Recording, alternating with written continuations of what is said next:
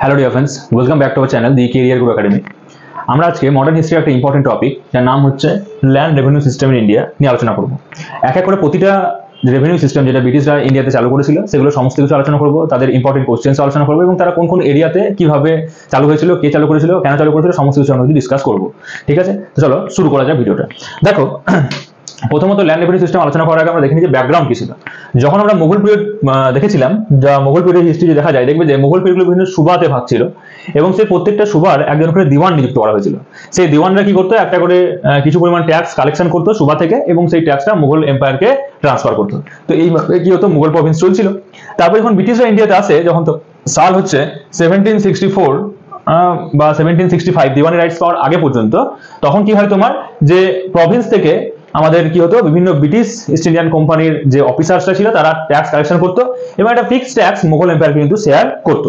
ঠিক আছে, প্রথম দিকে এটা করছিল 1764 এবং 1765-এ যখন তোমার দিওয়ানি রাইটস পাই 1765-এ, এই পিরিয়ডে, তখন কি হয়, ব্রিটিশরা তারা নিজেরা একটা করে ল্যান্ড ট্যাক্স কালেকশন করছিল এবং কালেকশন করার পর মুঘল এম্পায়ারের কাছে কিন্তু আর সেটাকে পৌঁছাচ্ছিল না। যার কারণে কি হয়, মুঘল এম্পায়ার কিন্তু আস্তে আস্তে তোমার নষ্ট বা ধ্বংস হতে থাকে।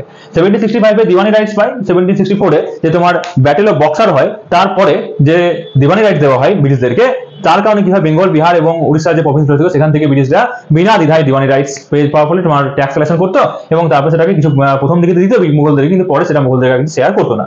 এবার দেখে নেওয়া যাক যে তাহলে সেই সময়কার যে ল্যান্ড ট্যাক্স রেশিও, সেই রেশিওতে একটা ঘটনা আমাদের চোখে আসে, এটা আমরা ডিসকাস করব। তার আগে আমরা দেখে নিই যে প্রথম যে তোমার ল্যান্ড রেভিনিউ সিস্টেম, সেটা হচ্ছে তোমার এক নাম্বার হচ্ছে ইজরাদারি সিস্টেম, যাকে বলা হয় 5 ইয়ার সেটেলমেন্টও। হ্যাঁ, তাহলে তাকে কি বলা হয়, 5 ইয়ার সেটেলমেন্টও বলা হয়।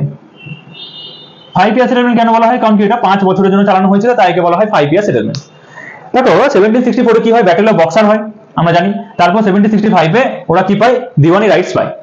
এরপর দেখো 1765 থেকে 1770, এই 5 বছরের মধ্যে কি হয়, বেঙ্গল ফেমাইন হয়। যে বেঙ্গল কি ছিল তোমার এগ্রিকালচারাল দিক থেকে উন্নত, সেই বেঙ্গলেটা খরা তোমার কি হয়, ফেমাইন দেখা দেয়। তো কি হয় এই 5 বছরে, সেটাকে বিশ্লেষণ করার জন্য আমরা এখানে দেখবো। দেখো 1762 থেকে 63 সালে যখন মীর জাফর ছিল বাংলার তোমার নবাব, সে সময় কি হয়, তোমার ট্যাক্সের পরিমাণ ছিল 65 লক্ষ টাকা।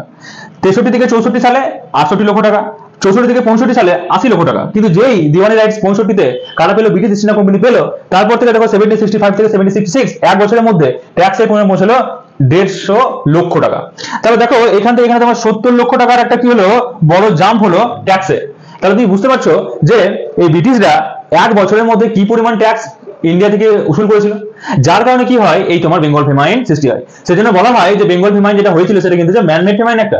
ঠিক, তারপর দেখো 1771 সালে কি হয়, ওয়ারেন হেস্টিংস কলকাতা প্রেসিডেন্সির কি হয়, তোমার গভর্নর নিযুক্ত হয় এবং তিনি এসে দেখেন যে এখানে একটা কি করতে হবে, ল্যান্ড সেটেলমেন্ট সিস্টেম চালু করতে হবে। সেই জন্য তিনি একটা 1772 সালে ইজরাদারি সিস্টেম নামে একটা সিস্টেম চালু করেন, ল্যান্ড সেটেলমেন্ট সিস্টেম, এবং যে সিস্টেমটা 5 বছর চলেছিল 1777 সাল পর্যন্ত। ঠিক আছে, তাহলে ইজরাদারি সিস্টেমের সময়কাল হচ্ছে 1772 থেকে 1777 সাল পর্যন্ত। চালু কে করেছিল, আমাদের ওয়ারেন হেস্টিংস কলকাতা প্রেসিডেন্সির গভর্নর, কত সালে, 1772 সালে। এবার আমরা জানবো যে এই যে ইজরাদারি সিস্টেম আছে, এটার কি কি ফিচার্স আছে বা বৈশিষ্ট্য কি কি ছিল। দেখো প্রথমত হচ্ছে যে এই যে ইজরাদারি সিস্টেম, সেটাকে 5 বছরের জন্য চালু করা হয়, মানে 5 বছরের ভিত্তিতে তোমাকে জমি দেওয়া হবে। এবার জমি দেওয়া টাকা হবে, তার জন্য আমরা এই সিস্টেম নিশ্চয়ই বুঝবো। দেখো ব্রিটিশ ইস্ট ইন্ডিয়া কোম্পানি আছে, বাইডার আছে একজন, মানে ঠিকাদার একজন, আর 3 নম্বর হচ্ছে ফার্মার বা ফার্মার্সরা আছে। তো এখানে কি করা হতো, যে ব্রিটিশ ইস্ট ইন্ডিয়া কোম্পানি একজন ঠিকাদারকে নিযুক্ত করতো এবং ঠিকাদারের কাছ থেকে যে সর্বোচ্চ বেশি ঠিকা দিতে পারতো তাকে কিন্তু জমির দায়িত্ব দেওয়া হতো।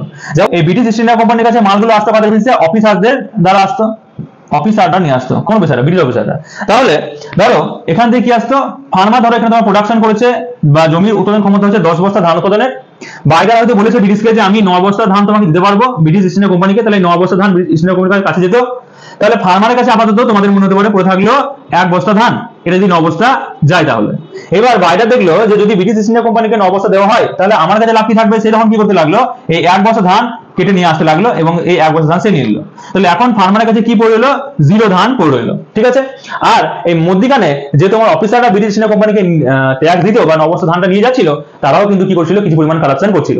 তাহলে কি হয়, এই যে তোমার পুরো ইজরাদারি সিস্টেমটা চলে, সেই সিস্টেমের মধ্যে কি হয়, তোমার ব্রিটিশ ইস্ট ইন্ডিয়া কোম্পানি কিন্তু খুব একটা লাভবান হচ্ছিল না, আর ফার্মারদের অবস্থা চরম সীমায় পৌঁছে গেছিল। লাভবান হচ্ছিল কারা, অফিসাররা আর তোমার এখানকার এই যে বাইডাররা। ঠিক আছে, এইবার এই যে রেভিনিউ ল্যান্ড সিস্টেম কিন্তু কি হয়, ব্যর্থ হয়। ব্যর্থ হওয়ার কারণ কি, কারণ এখানে জমির যে প্রোডাক্টিভ ক্যাপাসিটি সেটাকে কখনো বিচার করা হয়নি গো। ফার্স্ট। সেকেন্ড কি হয়, এখানে কারাপশন রেট বেড়ে গেছিল। 3 নম্বর কি হচ্ছে যে এখানে যারা অফিসাররা ছিল সেই অফিসাররা কি করতো বা বাইরেরা কি করতো, জোর জবরদস্তি করে কৃষকদের কাছ থেকে মালপত্র নিয়ে আসতো, বলে কৃষকদের অবস্থা চরমে পৌঁছায়। ব্রিটিশদের অবস্থা খারাপই হয়, কারণ তারাও কিন্তু একটা ফিক্সড অ্যামাউন্ট পাচ্ছিল, কিন্তু তাদের জমির আপগ্রেডেশন কোনোভাবে হচ্ছিল না বা ল্যান্ড ট্যাক্স কোনোভাবে বাড়ছিল না, তো ব্রিটিশদের কোনো লাভ হচ্ছিল না। তো 1777 সালে কি হয়, এই তোমার সিস্টেমটাকে কি করা হয়, ব্যান করা হয় এবং সমস্ত কিছু সেম রেখে পরবর্তীকালে অ্যানুয়াল সেটেলমেন্ট সিস্টেম চালু করা হয়। এখানে কি হতো, এখানে প্রতি 5 বছরের জন্য একটা জমি ঠিকাদারি ঠিক করা হয়েছিল, 5 বছর পাওয়া যাবে, কিন্তু এখানে কি হয়, অ্যানুয়াল সেটেলমেন্টে প্রত্যেক 1 বছর অন্তর অন্তর কি করা হয় তোমার, যে ওই ল্যান্ডের ট্যাক্সগুলোকে আনার ব্যবস্থা করা হয়। কিন্তু এই যে অ্যানুয়াল সিস্টেম, এটাও কিন্তু একটা ফেলিওর সিস্টেম বলে পরিণত হয়, এবং যার ফলে কি হয় তোমার এর পরবর্তীকালে অন্য তোমার পার্মানেন্ট সেটেলমেন্ট সিস্টেমকে চালু করার ব্যবস্থা ব্রিটিশরা করে থাকে। ঠিক আছে, তো আমরা নেক্সট ভিডিওতে পার্মানেন্ট সেটেলমেন্ট নিয়ে আলোচনা করবো। ঠিক আছে, যদি ভিডিও ভালো লাগে অবশ্যই বন্ধু শেয়ার করবে এবং চ্যানেলটাকে সাবস্ক্রাইব করে ভিডিওটাকে লাইক করে আমাদের চ্যানেলের পাশে থাকবে। Thank you.